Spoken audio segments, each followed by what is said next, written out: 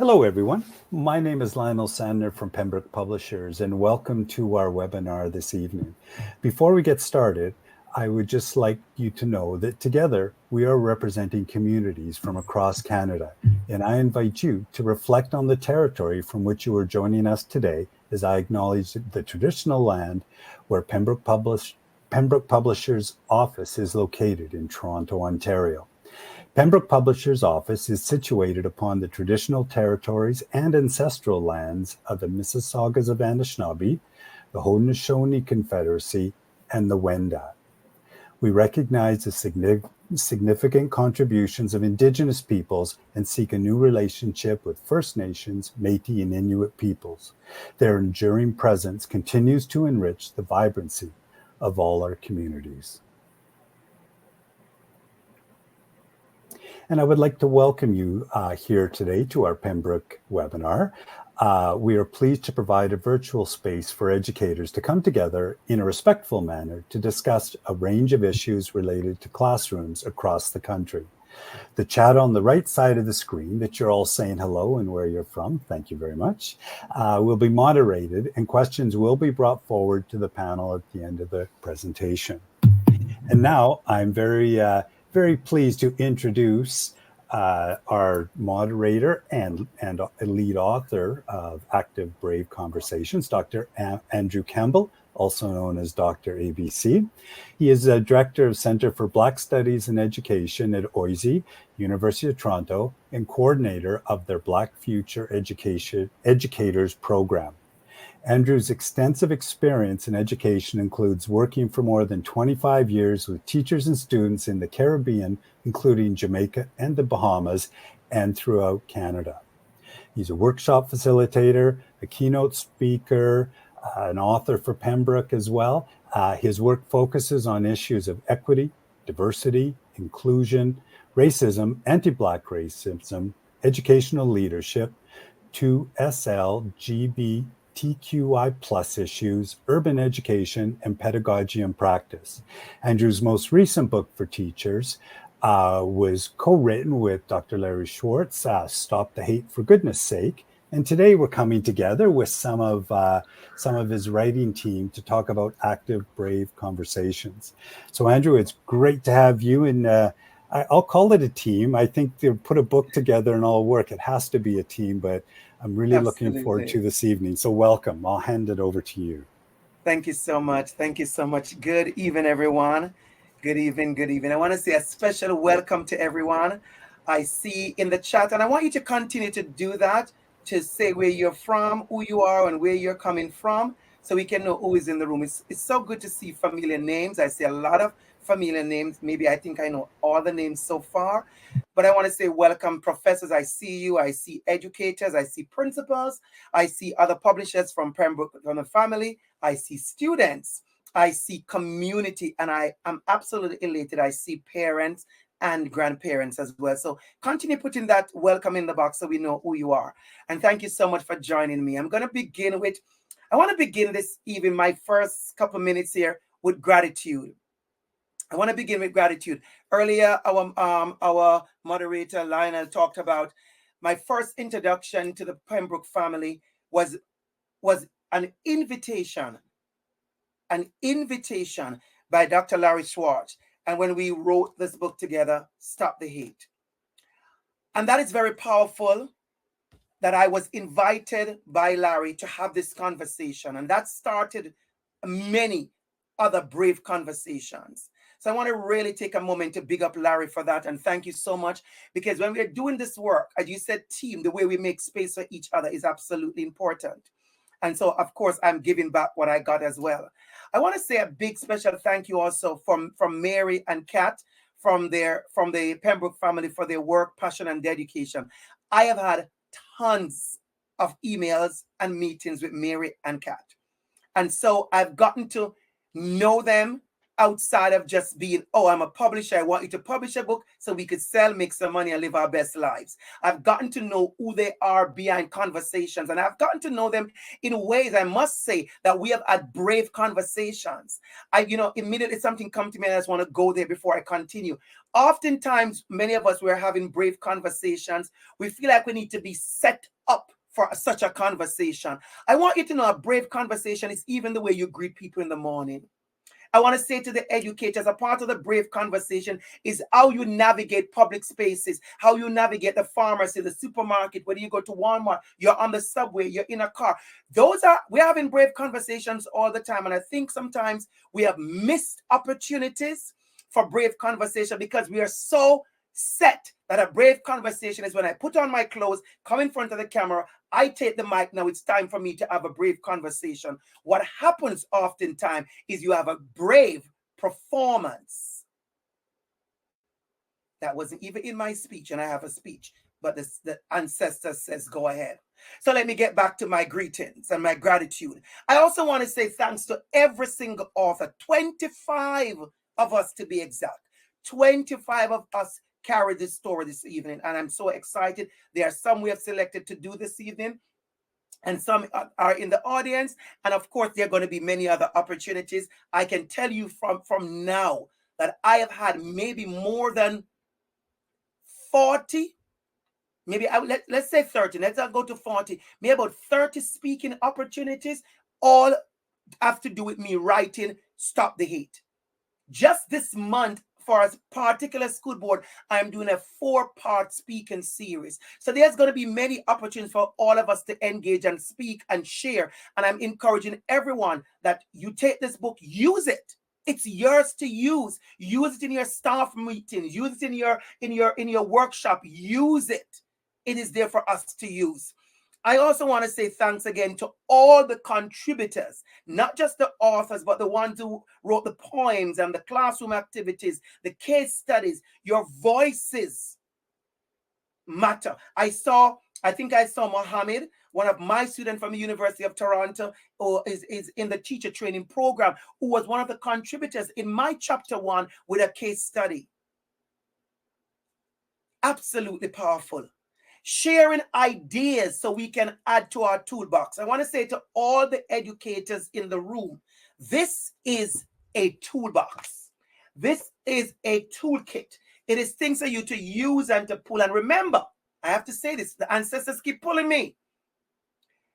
When you have a plumber come to your house or some form of tradesperson, you don't see they use every single tool in the toolbox. I mean, you couldn't even afford them. If a plumber come to your house and they take out every single tool and use, you couldn't afford that plumber. So it's the same thing for us. Once you get this book, think about what tool do you need? What is what you're going to grab on quickly? What tool you're going to use for an assembly, a devotion, a conversation, a staff meeting, a parent event? What tool will you use? And that's why as educators, I know and I trust and I believe that we have that beautiful capacity to figure out what tool we need to use at what particular time. And so I want to begin with that. The next thing I want to do is tell you the vision of the book, how this vision came about.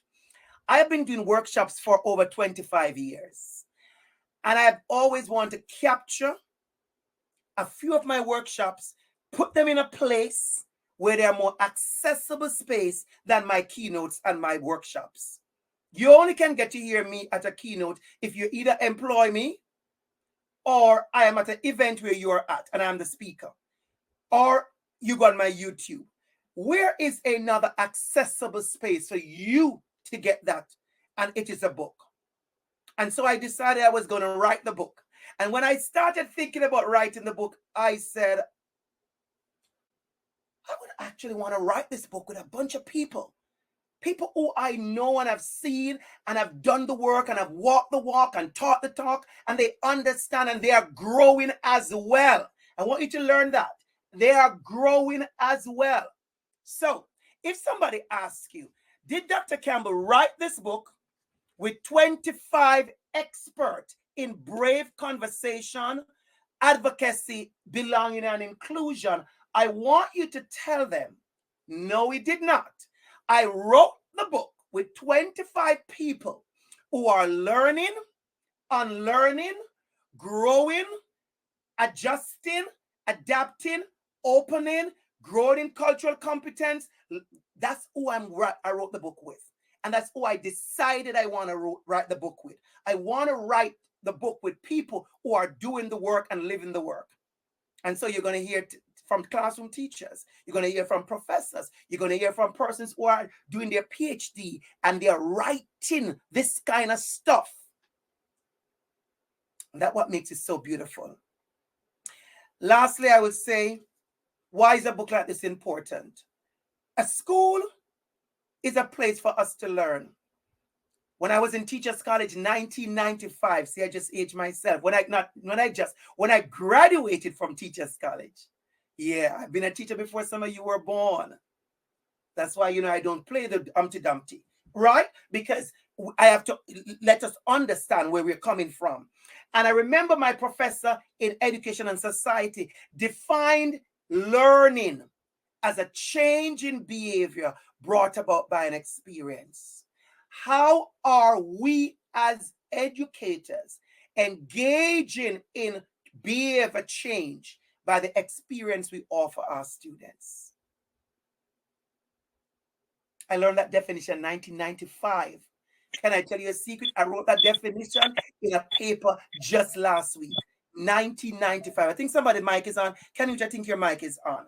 So 1995, I learned that definition. I've held on to it still. A change in behavior brought about by an experience. And the last thing I'll say, as educators, we continue to make connections to pedagogy. Yes, I don't separate this work from pedagogy. I'm going to tell you why. I spoke to our school board just 2 days ago, and I said to the group of principals in the room, I said, imagine how much learning is lost when our students are every day surviving school. Surviving because of racism and anti-Black racism, surviving because of homophobia, surviving because of bullying and shame and sustained colonial practices, surviving because of disabilities and neurodiverse, surviving because of the color of their skin, because of where they're from, surviving because of their religion and their identity. Imagine if we had less distraction in school, our students would thrive way more. I grew up in a lot of survival mode. I know how much time I spent navigating school. Imagine if there were teachers willing to sit with the bullies and willing to sit with others to have those brave conversations about who we are as individuals. So I want to leave it there.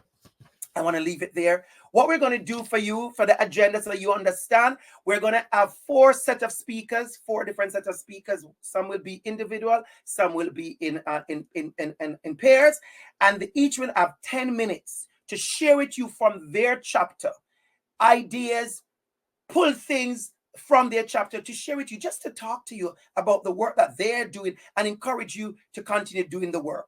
And then I'll come back just for 30 seconds after each. And then we're going to open for Q&A afterwards. We're going to open for some Q&A, and you can put those in the chat.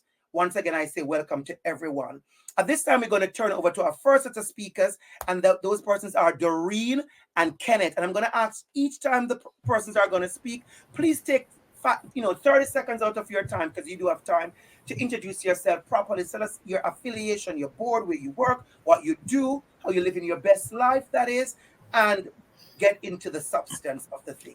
So at this time, I'm going to make way for Kenneth and Doreen. Over to you two. Thank you very much, Dr. ABC, for opening this. There's something that you said that is so ringing. That is, we continue to learn, we continue to grow. So the learning is a process. It doesn't end.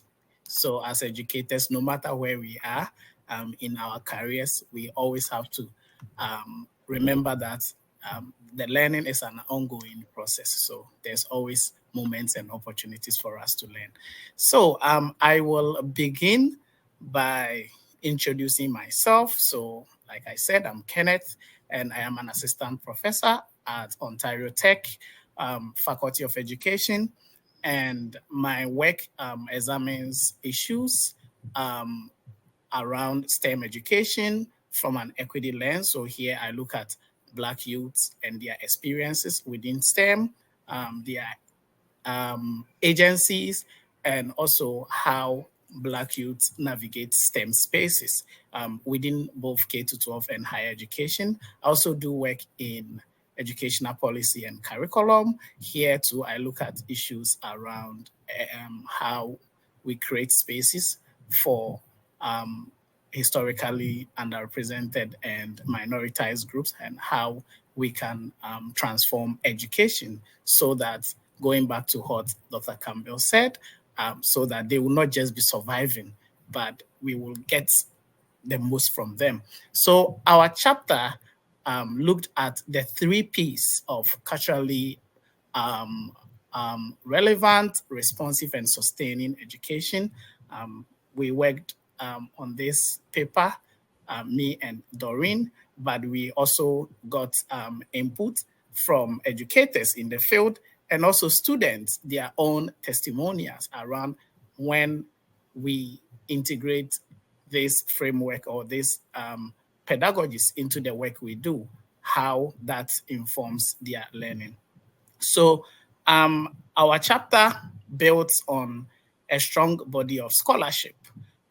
As we know, the work of Dr. Gloria Lassen-Billings, Dr. Jennifer Gay. We also have Dr. Paris and Alim and others who have done this work. So in our chapter, we situate what we call CRRSC within that kind of genealogy, like reminding us of where this work is coming from and how other scholars, how other educators continue to extend this work. And as we know, when we look at culturally relevant pedagogies, Gloria Lassen-Billings' work provided 3 interdependent dimensions of this, where she looked at academic success, she looked at cultural competence, and also critical consciousness.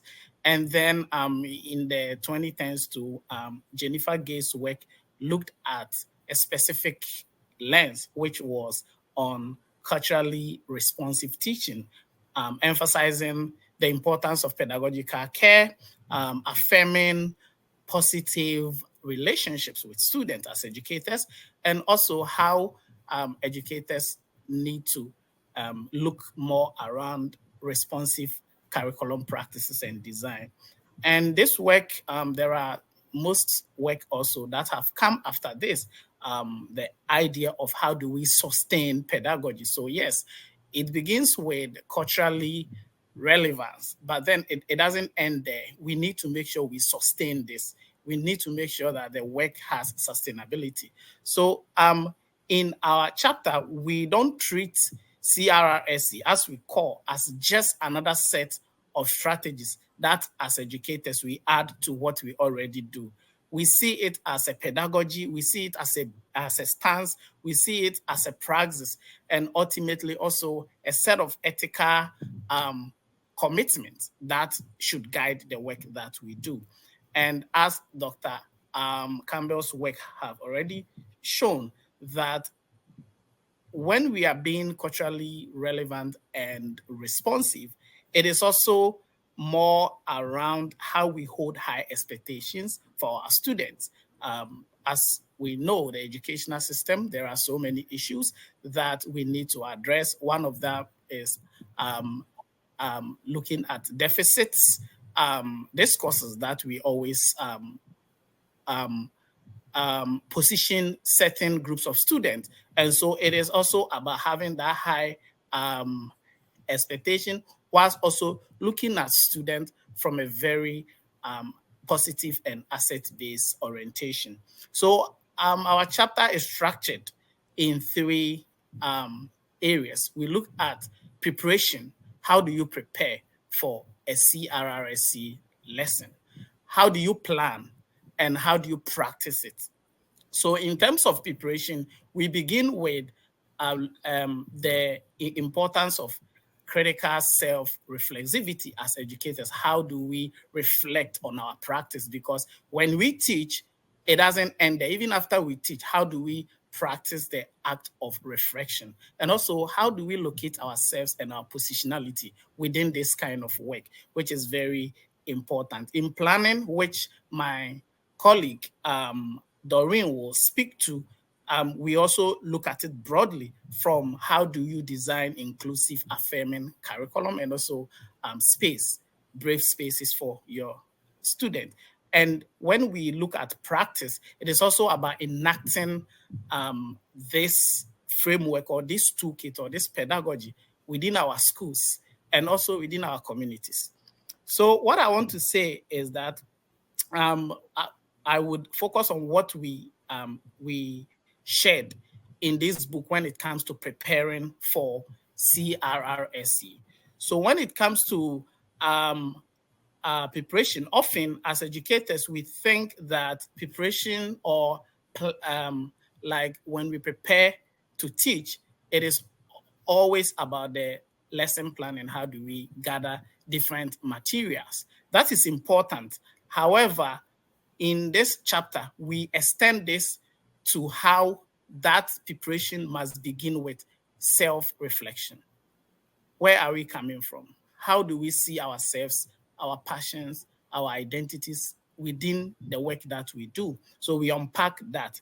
And what we say in this is that self-reflection and positionality is very key, no matter the subject or the area in which we teach. So we talk about how it is important by first asking some critical questions around what are our identities, what privileges do we have as educators, what biases do we bring into the space in which we teach our students, and also how do those shape the way we teach. So it is very important for educators to think about their role as not a neutral thing, because education is a political act. So once we find ourselves within schools, we should know that there's nothing like neutrality. And so it is important. And we can do this when we position ourselves in a way. Under the preparing for CRRSC, we also have voices from the field, from an educator who shares some strategies. So the goal is that as you read this book, you don't hear from only us, but you hear from other educators who are already doing this work, who are already sustaining this work. And also we have some activities, some questions. For instance, we share a positionality power inventory, which as educators, if you don't know where to start from, that gives you a bit of background in terms of some questions and some things that you can reflect on as you prepare your lesson. And there's also an activities on even your why. So I would like to pass it on to Doreen, who will look at the two other sessions. All right. Good evening, everyone. Thank you so much, Kenneth, for that overview. Quickly, I'll just share the importance of planning and practice when it comes to implementing culturally reflective and relevant pedagogy. So when you're planning as a teacher, it's important. I get it. We want to make sure we're meeting curriculum expectations. You want to make sure that you have learning goals. The most important thing also is connections. You need to make sure you get to know your students. And we have activities in that chapter that provide you with an opportunity to share different student profiles. Another thing too is looking at responsive materials, right? You want to be intentional with the type of text that you're engaging with.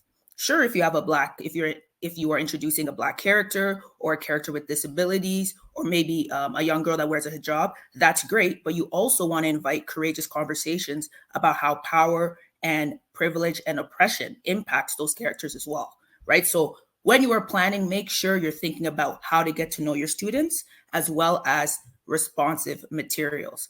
And lastly, when it comes to practice, we provide many examples of lessons that help to affirm students' lived experiences as well. So you'll see examples of lessons that look at learning stations, which is a great way and tool for showcasing CRRP, as well as project-based learning. And I didn't get an opportunity to introduce myself. My name is Doreen Bone-Sue. I am an alumni of OISE in the Faculty of Social Justice Education. I am currently a high school teacher in Milton, Ontario, to shout out to those folks that are in Halton region. And I'm just really, really passionate about this work. So again, when you're thinking about culturally responsive and sustaining education, you want to make sure that you are including these 3 stages. You're preparing with intentionality, you're planning with intentionality, and you want to make sure you're always centering the lived experiences of your students in the practice as well. Thank you so much. Thank you so much, Kenneth. Thank you so much, Doreen. And I just want everybody to know, I'm going to announce that later on about my community class, but Doreen has been a presenter in our community class more than once, and it's coming up again. And I have a funny feeling, Doreen, I may need to invite you back to that space because you have been absolutely impactful with your experience as also course development in this area. So thank you again, Professor Kenneth and Doreen, on your chapter, The 3 P's of Culturally Relevant, Responsive, and Sustaining Education. And before we move on to the next speaker, I see a comment in the chat, everybody there, from Nancy. And Nancy is also one of the authors and who wrote about creating and sustaining space of belonging in our school. And Nancy wrote that with Jacqueline. Good to see you, Nancy, and good for you to be here. We're going to move right along to our next speaker. 10 minutes on the clock for Canute Lawrence. And Canute is going to introduce himself, and then Canute is going to talk about his chapter, Chapter 5, Using the Tools You Have to Dismantle Racism. Canute, it is over to you. Hey, good evening, everyone. My name is Canute Lawrence, and I'm a high school teacher. I'm employed at the Toronto District School Board, teacher of English and public speaking and drama, and God knows what else. I'm also a poet, and so in my chapter, of course, I've used one of my poems, in a lesson plan that classroom teachers can look at. And I'm a poet, award-winning poet, bestseller. So my chapter, Using the Tools You Have to Dismantle Racism, I was happy when I was asked to and given this topic, because one of the things, as a visible Black man, I can't lighten my skin, and every day of my life, I realize that I have to be struggling and negotiating and navigating the whole landscape. And people who are not Black, people who are not marginalized, people who are not who are non-white, I don't think they can reasonably empathize with what persons like myself go through. Yes, I do, and I'm aware that we have persons who are allies with us in the struggle, but who best to hear from but someone who has experienced and who continue to experience racism, whether overtly or covertly. And so this chapter, it was a wonderful experience, just sharing my lived experiences with teachers in the system, because I have heard from many Black students, so students who identify as Black or African Canadians, who complain, who say that they cannot deal with the anti-Black racism experienced in schools and experienced in the classroom. And again, if you are not Black, you wouldn't understand. You wouldn't understand. You can try to, but you wouldn't understand. I had an engagement, a meeting with some friends of mine, and two of those friends are school principals right now, and they have expressed how even the use of the N-word is just so rampant in the schools today. And so that continues to be a problem and an issue that that is in the schools, you know. And so my chapter talks about how teachers, you know, not just Black teachers like myself, but if you're non-Black, if you're Asian or you're white or whatever ethnicity and ethnic background you're from, it will give you some insights. It will give you some insight, especially white folks, Asian folks, you know, those who don't identify as Black.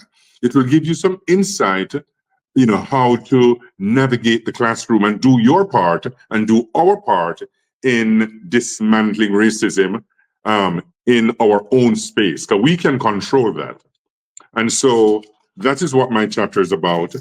As the previous speakers mentioned, the chapter also teased out some or ripped out some highlights, headlines that appeared across Canada of schools, principals, students who shared that they were experiencing, you know, anti-Black racism in the classrooms, you know, and so those are there as evidence that we are not just making stuff up, you know, it exists, yeah, and if you're not Black, then you wouldn't be on the receiving end of that type of racism, and so it's there for persons to see.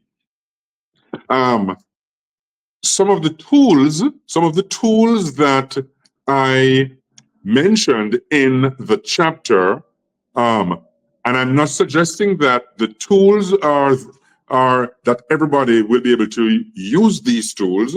You know, I shared some of the tools that I have used, and so, you know, one of the tools is teachers using their natural talents. You may have a talent for singing, you may have a talent for performing, you may have a talent in writing poetry, you may have a talent for playing, you know, music, and you can use that talent to dismantle racism. And again, I'm not going to give you the details. You have to buy the book to see. In my case, I wrote a number of poems, and one of the poems that I wrote is "I'm in love with my hair," and I have read that poem at conferences. I've presented at schools, high schools, colleges, universities, and the response that I've had from that poem, and it opens up, you know, discussions and debates. And one of the things I discovered when I read that poem in England, London, England, 2 years ago, to the entire school of, it's a middle school, I think, and the responses that the kids, Asian kids, white kids, and they were able to relate to the poem, you know, not feeling very confident about their hair. And so that was a learning for me, because when I wrote that poem, it was really a poem about, you know, black children, Black students, Black people our hair being used to punish us, you know. And so there are so many little gems in the chapter. It also highlights from staff, you know, so it's not just my own experience, but I spoke to several staff members, and I included some of the tools that other staff members mentioned. I spoke with some students, and I included some of what the students say. I spoke with hall monitors and other school support workers, and so you will get a wide cross section of tools that the classroom teacher can use in dismantling racism. One of the things I want to say is that whether you're Black, whether you're South Asian, whether you're Asian, whether you're white, from Europe, it doesn't matter where you're from, whether you're an indigenous person, as educators, as teachers, we have to love people. I know it sounds simplistic. We have to love people. We have to love our students. It doesn't matter where they're from. We genuinely have to love people.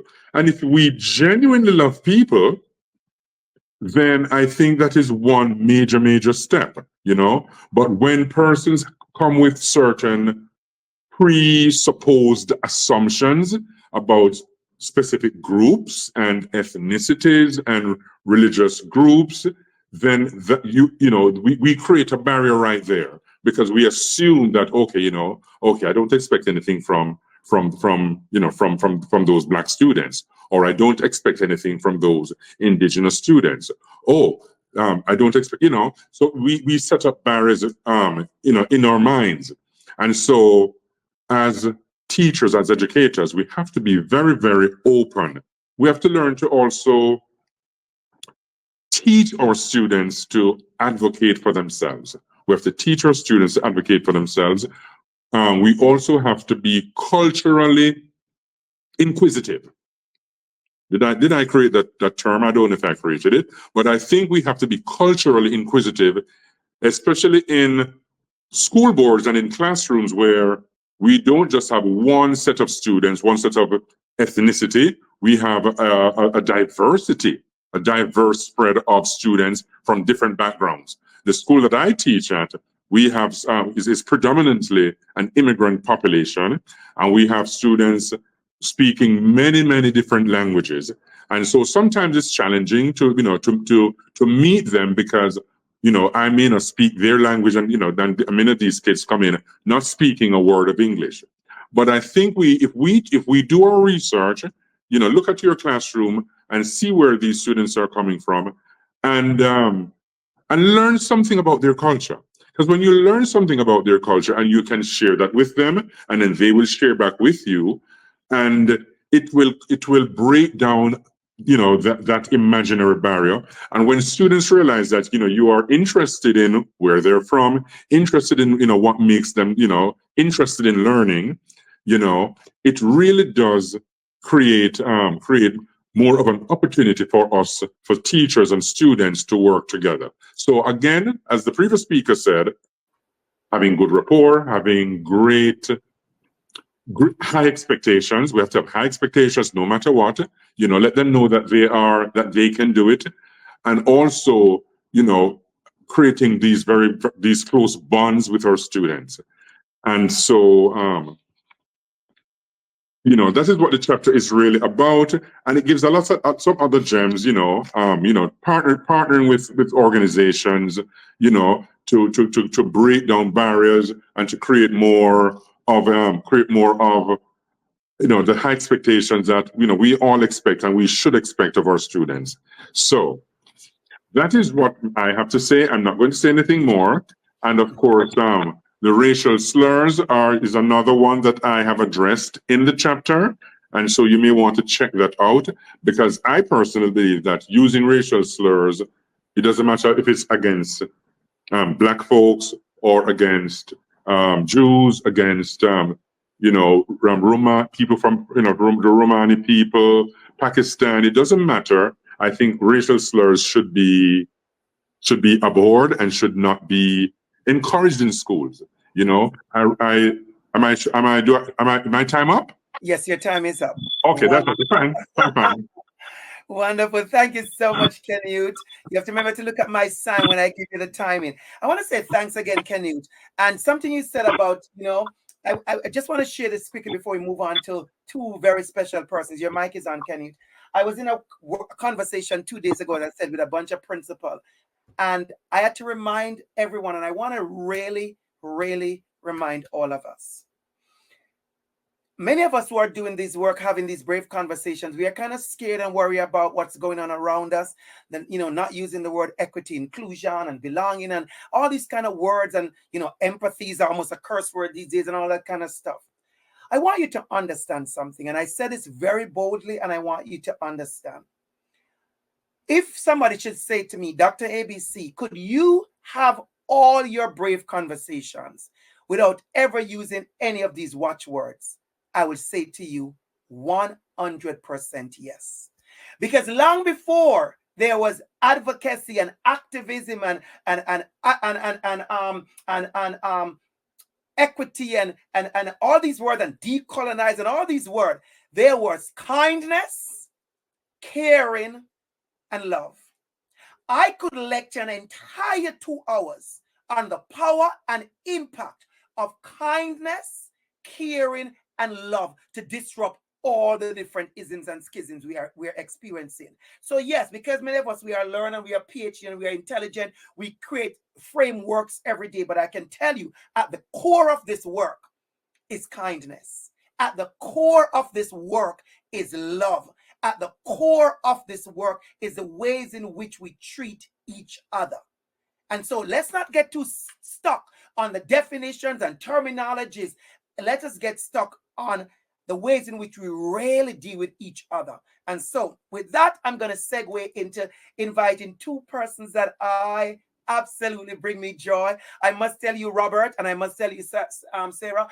Sarah, I boasted about you 2 in my lecture yesterday and Tuesday. I boasted about you too, but it feels so beautiful. It feels such a full circle. Years ago, Robert was in my class as a student in the MT, and years ago, Sarah as well, and as a GA, and we have worked together. And when I opened up the bunch of applicants to write, and I saw these 2 names, my heart was full.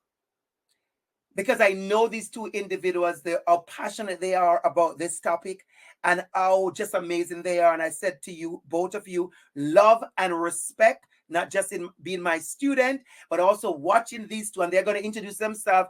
They are PhD students living their best life, but also people who are walking the walk, doing the work. Please welcome Sarah Sappleton and Robert Grant, who will speak about their chapter 4, affirmation. Pull your chair closer. Affirmation, allyship, and action for 2S LGBTQIA+ students. Over to you 2. 10 minutes on the clock. Go ahead. What a beautiful introduction. Every time I'm in your presence, my heart is full of love and joy, which I think is the center of what people are talking about here today. I was in, like Dr. ABC mentioned, I was in his course, Anti-Discrimination, and I will never, ever forget.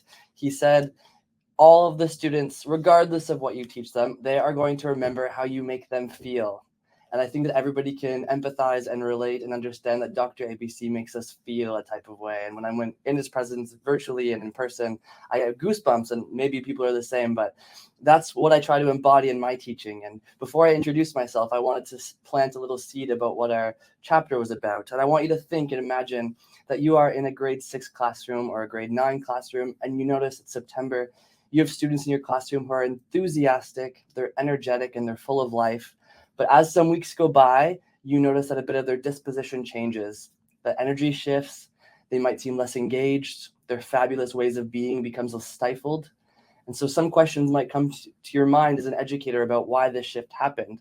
And I like to think about my own practice, and I invite others to think about theirs too, about what might happen in these scenarios, what's going on in the way that we're setting up our classroom, whether or not it uplifts, whether or not it validates students or invisibilizes and ignores others. And that's kind of how we came to this chapter. We really wanted to center, be allies, affirm, and take action for all of our students. And we come to this work as queer teachers. So my name is Rob Grant. I was a teacher with the TDSB for the last couple of years, but I just moved to the wonderful Kelowna in British Columbia as a teacher educator here on the Silk Okanagan lands. Sorry, happy to be here. And Sarah. Thanks for getting us started off, Rob. So my name's Sarah. I use she, they pronouns, and I am wear a bit of a range of hats. As Dr. ABC mentioned, I'm his former student from the MT program at OISE. And since then, I've taught in a number of different school boards, including on an international scale. So taught a bit in Canada, taught for several years in Australia. And then in addition to that, took on a second master's pursuing psychotherapy, and have since gone on to open a clinic that's specifically focused around equity deserving groups, including BIPOC folks, queer folks, neurodivergent folks, and really just making sure that, again, all those people that have traditionally been limited access to medical care have access to mental health support that is affirming for them. And much like Rob was saying in the introduction, this work really is about the people, right? It's about thinking about those specific individuals, whether it's in our classroom, whether it's our colleagues, just people in the world in general, and how we're making spaces that are truly affirming for all of them. So one of the things that we started off with doing in our chapter was just defining what these terms mean, because we recognize that language really is a tool, right? It's something that is continually evolving. It's something that's shaped by our context, by our experience, and by our history.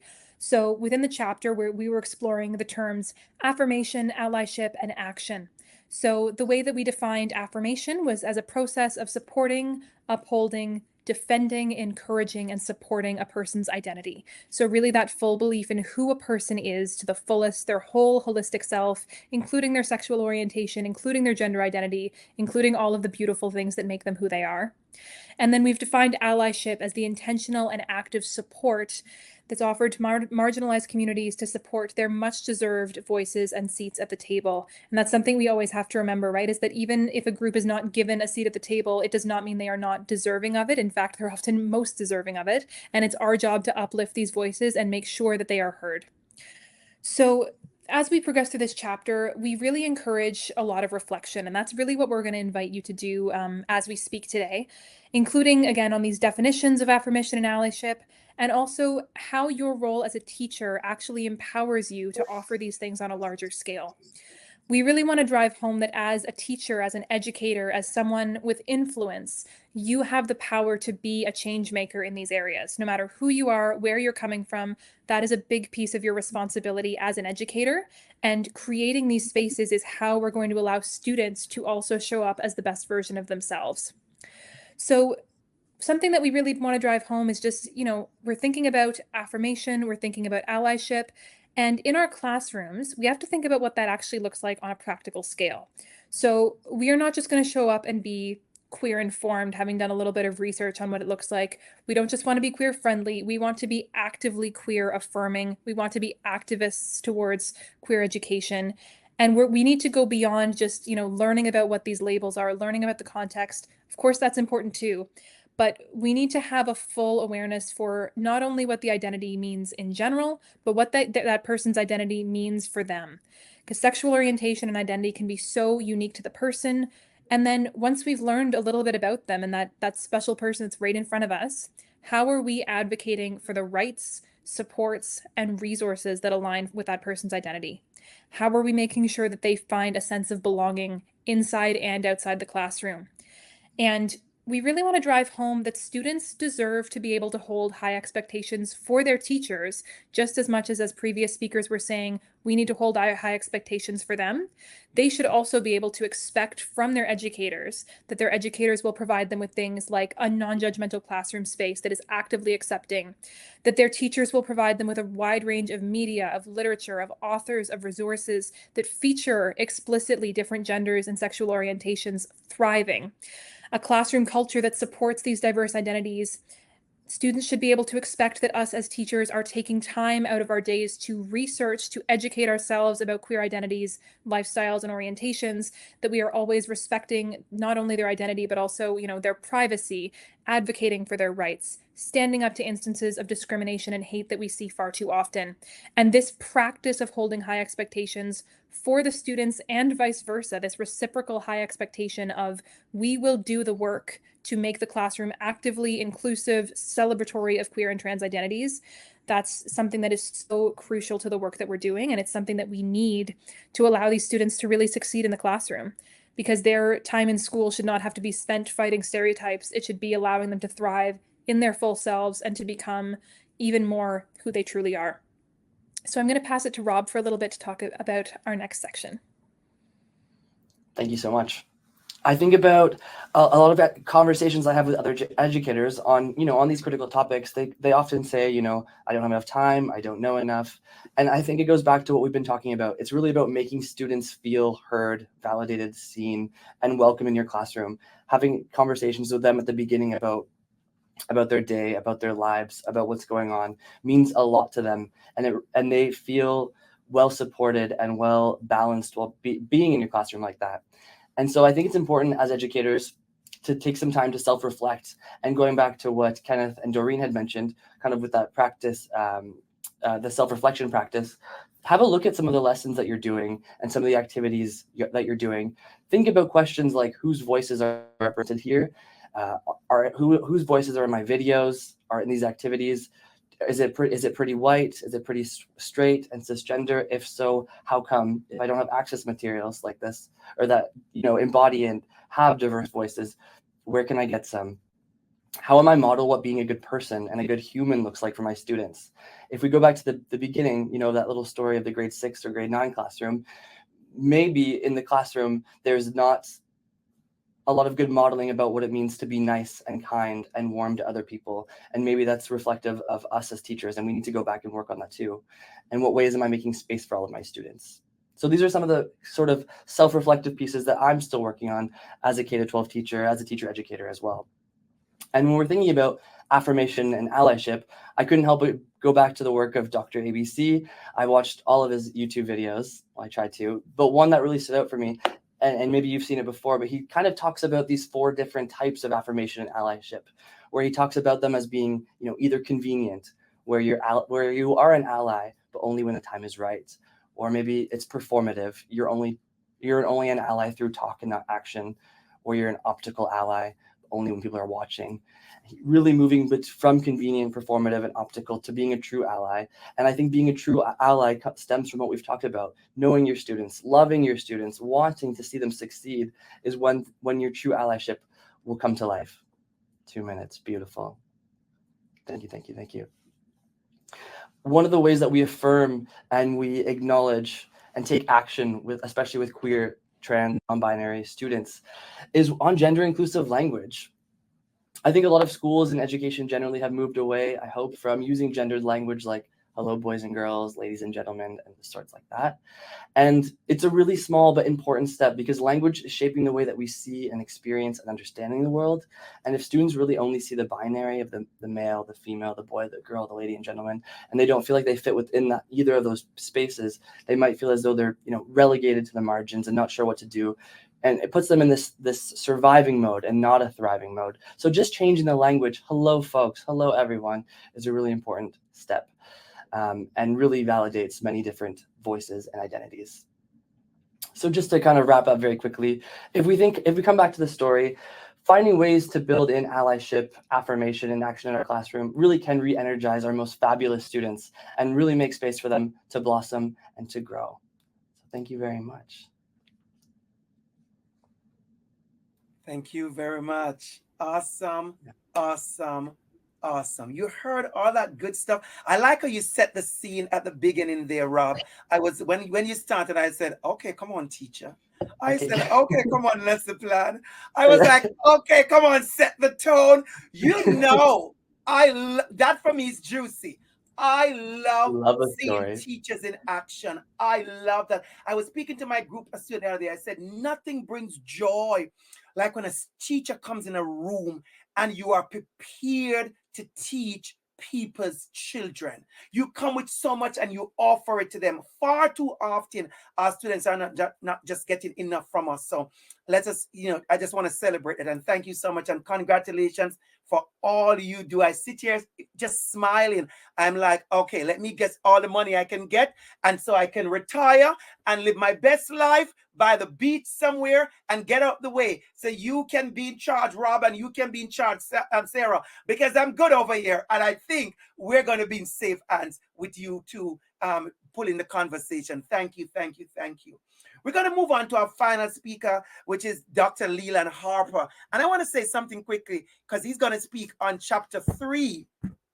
Chapter 2. And chapter 2 is about gaining cultural competence in the classroom and beyond. What if I tell you, Leland, that topic of gaining cultural competence, I have presented that in more workplaces, banks, insurance company, colleges than classrooms. It's a powerful topic because so many of us would have done way less harm if we just grew in cultural competence. If we just grow. And when I say grow, I want to say something quickly. I'm not just talking about race. Race is the least of the cultural competence. It's about food. It's about people's celebration, people's culture, their identity, their names. So the more we get to understand each other, it's just going to be beautiful. And so, Dr. Harper, over to you. Talk to us for the next 10 minutes about gaining cultural competence in the classroom and beyond. Great. Thank you, Dr. ABC. You got to put me at the end like this. I don't know who made this agenda. I have to follow up all this great stuff. I'm learning all sorts of great stuff, and my mind's going all sorts of different places. It's wonderful. I guess a little bit about myself. I am an associate professor of philosophy, and I'm also jointly appointed as an associate professor of race, justice, and equity studies at Siena Heights University down in Michigan. But I have worked mostly remotely since the pandemic, so I live in the Durham region of Ontario. It was interesting when I was originally invited to contribute to this volume, because while I'm an educator, I am probably one of, if not the only people in this volume that has no formal training in education, right? So if you're familiar with the way academia works, I did my PhD in philosophy, had no experience teaching whatever, and then they said, all right, here's 200 students for you to be in charge of completely.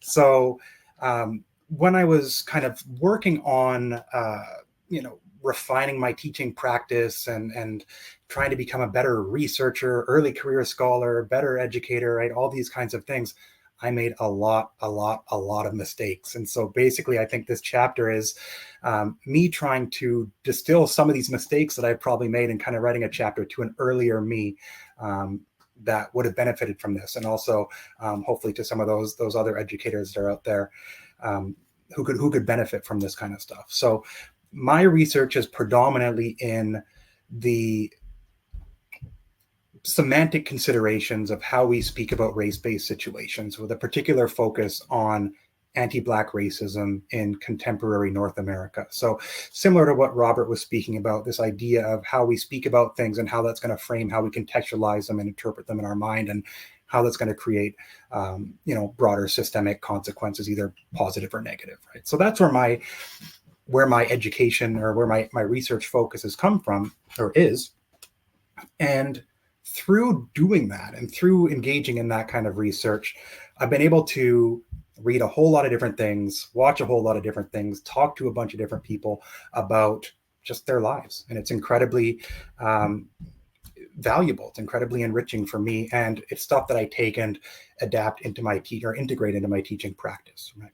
So one of the things I want to say about the chapter that I wrote is that it doesn't necessarily focus on the stuff that you do in the class, right? There's plenty of other chapters that deal with how to, create an inclusive curriculum, how to diversify your content, how to create safer spaces within your classrooms.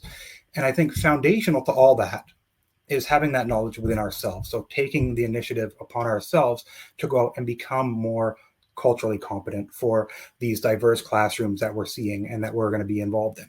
These are these diverse spaces that we're going to be in, right? So the general idea here is that we understand the value of being culturally competent for our students, right? So I don't get into any of that in this chapter. Right? There's a little bit of it, but that's not something that I hammer down on, right? That's something that I kind of take for granted from everybody who's going to be buying this book or reading this book.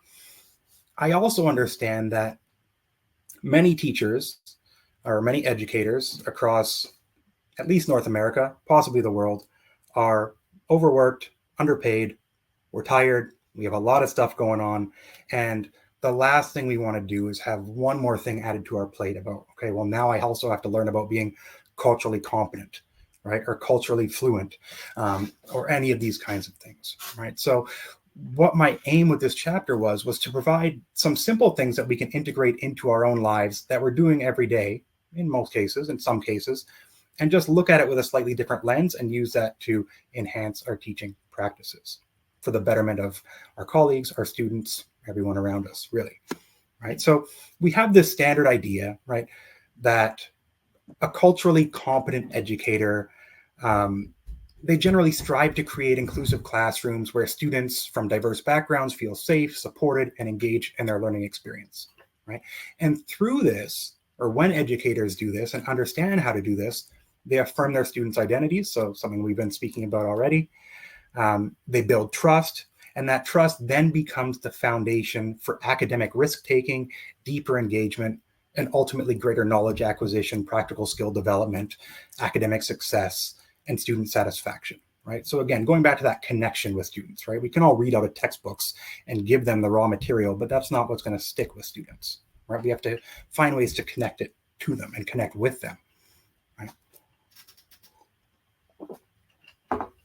So what we want to do is develop this cultural competence outside the classroom to bring into the classroom, right? Too often professional development in our spaces, in the education space, focuses almost exclusively on in-classroom practices. But we know that we can't do all these things in the narrow time that we have in our prep, right? We're not going to be able to become anti-racist by going to a 45-minute webinar, right? It's not, okay, I went to this thing on my professional development day and all of a sudden I'm anti-racist, right? That's not quite going to happen.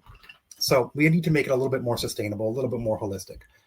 So in this chapter, I go through some various kind of steps that we take, or steps that exist in terms of cultural competency, cultural fluency, right? And we look at it on a continuum, starting with cultural unawareness at one end, going to cultural fluency at the other end, right?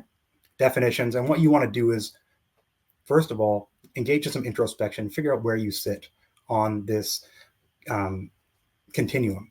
And what that's going to allow you to do is figure out what your next step is going to be. Right? So I have two young children. One is in grade 4, one is in grade 1. Right?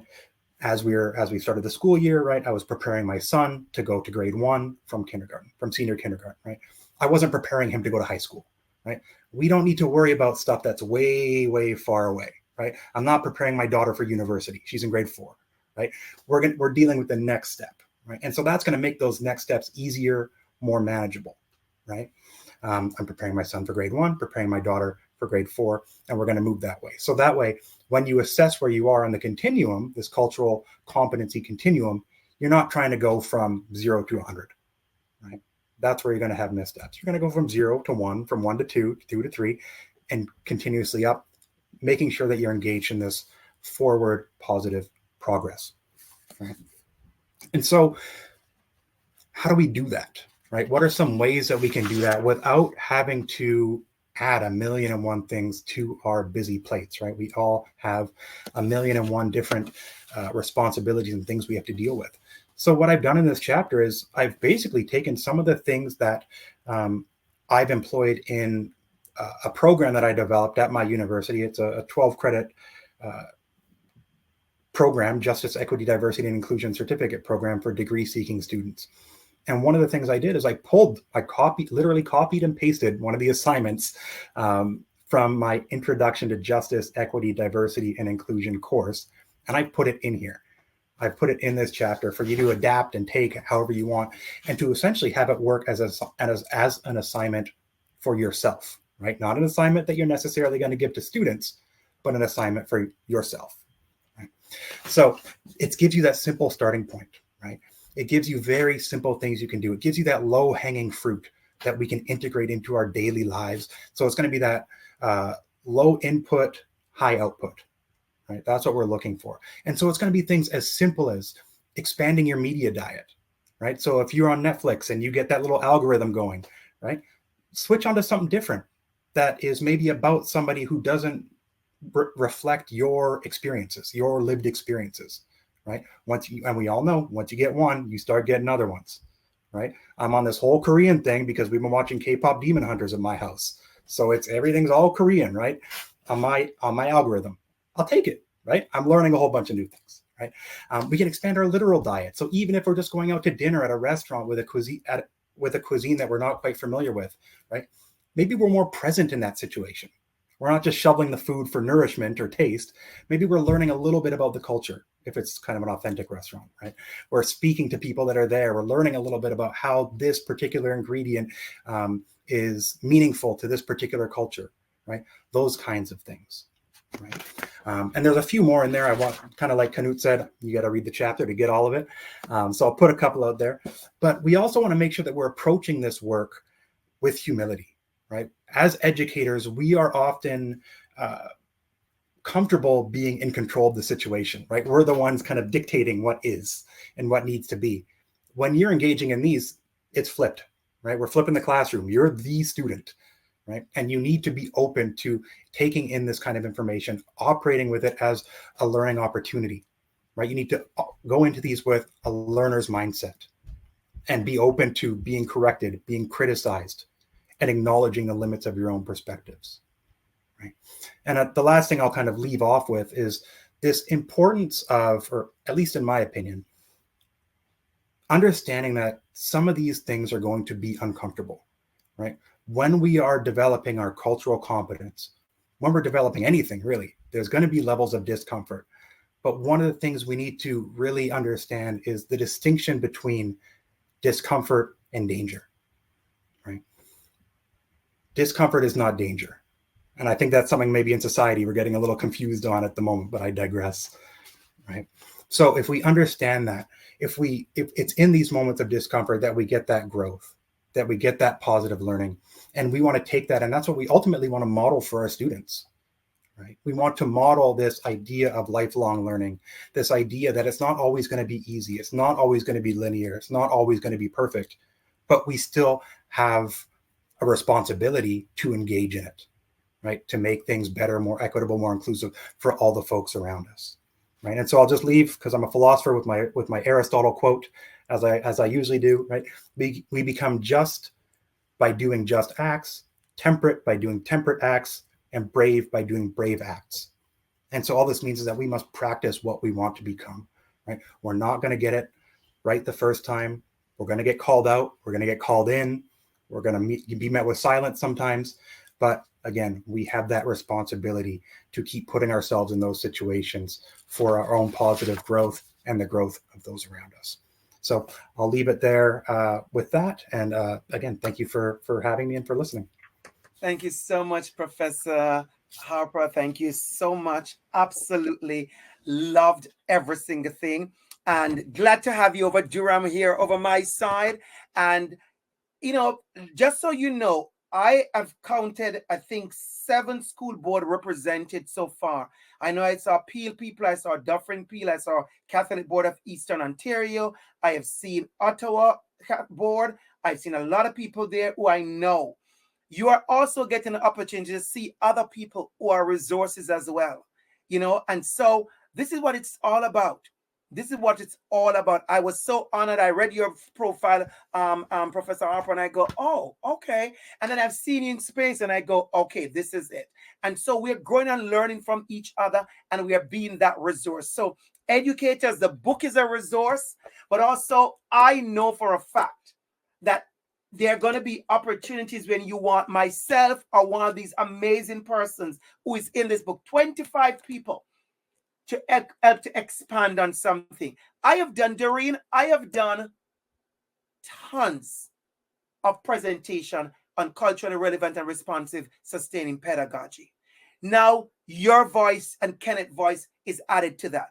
If you can't find a Dr. ABC, well, find a Doreen, find a Professor Kenneth to have those conversations. Have those conversations. And I see the tech people doing the fancy stuff, telling you the code.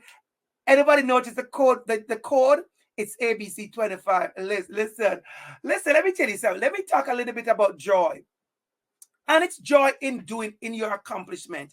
Don't you ever forget, every one of you who are listening, you may not write a book. You may not be a classical singer like some of my students. You may not have certain gifts and talents and certain abilities where it's so visible and out there. But whatever you do it with so much inside of you that it gives you joy. Sometimes I am always so grateful the fact that I get to do what I want to do, and that is teach. I love teaching. You know, when the students look at me like, oh, Dr. Campbell just did a whole lecture performance. I said, that's what I came here for. I'm unapologetic. This is my show. This is my stage. This is where I live my best life. This is where I bloom and blossom. Ask yourself as educators, what are those tools that you have in your toolkit that will allow all your students to bloom and blossom and grow? I'm going to ask you, we're not going to take any question because the time is up, and that is okay. It's well spent. Go take your night walk. It's outside too dark. Don't walk. Go take your snack. You know, I'm going to have a drink. It's not going to be a cup of tea. It's been a long, beautiful day. I want something cute with a little tip of something. That's what I'm going to do. Wonderful. Do me a favor, everyone. I see you, Teresa. I see you, Teresa. Enough love and respect. You're Teresa Mickle. You're part of the Pembroke family. Type something in the chat, everybody. I want to read a couple of your comments. Type something in the chat that resonated with you tonight, or something that you feel like, oh, I mean, you know what? If I had the mic, I would say that, but it has to be a sentence. It can't be a paragraph, right? Say that. Type it in the chat. If I had the mic, I would say this. If I had the mic, I would ask this. I'm leaving with something I'm wondering. I'm leaving with something I'm pondering. Throw it in the chat quick for me. Throw it in the chat quick, and we'll talk about some of that. Thank you so much again. I see you, Michelle George Patrick. I see you, Principal. I'll be in your school one of these days, very, very soon, for practicum for my BFEP student. And thank you so much for joining this evening. This is absolutely beautiful. I see Peel in the place. I see Dufferin Catholic Board in the place. I see Ottawa in the house. Did I see Barbados? I know there's New York, but did I see Barbados? You better get to live your best life, Barbados. Come on, Barbados. I see you. Remember, we're international, we're global. Professor Mary Reed, I love what you just said. Kindness, love, and care. I love you. Caitlin Doyle, kindness, caring, love, disrupt the hate. Angela Rancourt, relationships are key. Angela, don't start me up. Angela, don't start me up.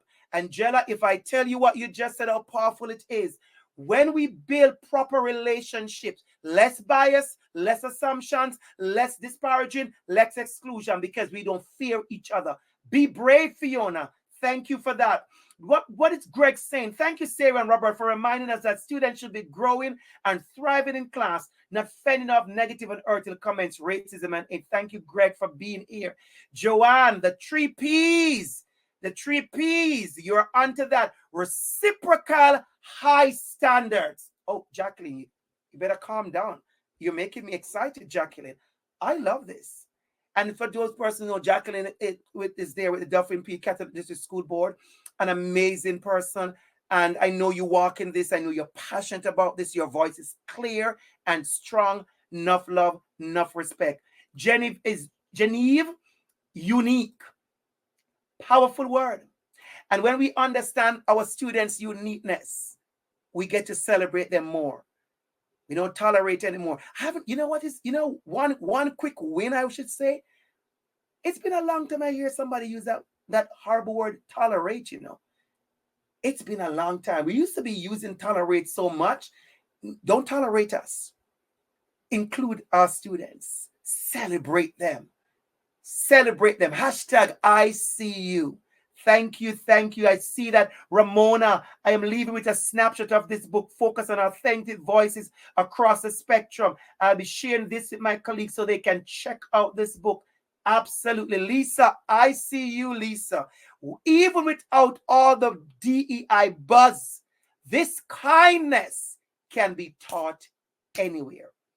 Just remember, I see superintendent, past superintendent and powerful woman. I see you, Camille Logan, one of our authors as well. Lead with love and caring. I see you, Dr. Logan. I see you, Dr. Logan. Thank you, Dr. Campbell and fellow co-authors. Congrats on this exciting book, and looking forward to seeing this book in its entirety. It's going to happen. It's going to happen. And I'm sure there'll be opportunities where I am going to invite others of you to share the space with me. So yes, you looking for a speaker and somebody to do a workshop on one of these chapters, you see the speakers, you see their names. None of these persons in this book are shy people. They are not shy. They are here to share once they're available. And also, of course, you know, I do this work, so you reach out to me as well. And don't be surprised when I bring a whole team with me. You say, Dr. Campbell, can I pay for the whole team? Of course, check your budget. Just to remind everybody from our amazing Lionel that the session is being recorded, and you will have an email in about 24 hours with a link to the recording. With that being said, have yourselves a wonderful evening. I just want to be extra again. Make sure you see the code to get a $5 off your next purchase, and the code is ABC25. I feel so cute, I swear.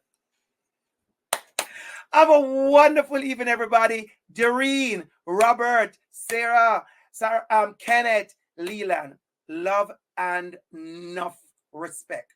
I know we're going to do this again. It's just a start.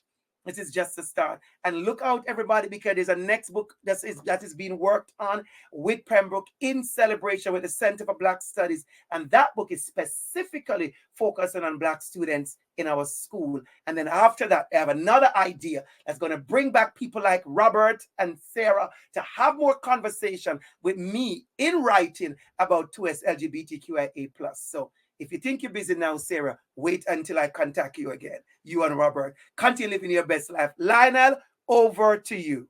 On behalf of everyone here, Andrew, thank you so much. I know they're all saying that in the chat right now, and for those watching the recording, just a great session from all of you. So thank you very, very much. I hope you all have a relaxing evening now. I think there's a lot of people very interested in the book, and you know, I'm lucky. I get a complimentary copy, so I've been enjoying it. So thank you very much. And so again, thanks to everyone for joining us. We hope to see you next time. Check your emails, and we will be sending out notices for our next Pembroke Publishers webinar.